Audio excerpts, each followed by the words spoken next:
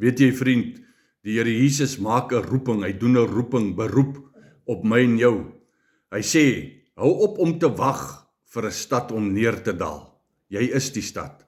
Hou op om te probeer herstel wat Jesus klaar vervang het.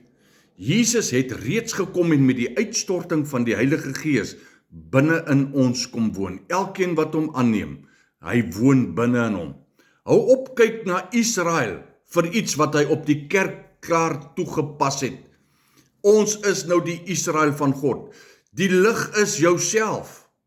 Die berg is jouself. Die stad is die gemeenskap van die gelowiges. Jy moet dit raak sien. En die bruid is klaar volwasse. Die bruid is gereed. En die bruid het reeds in die testament, die Nuwe Testament van God, geërf en ontvang alles wat God vir my en jou beloof het.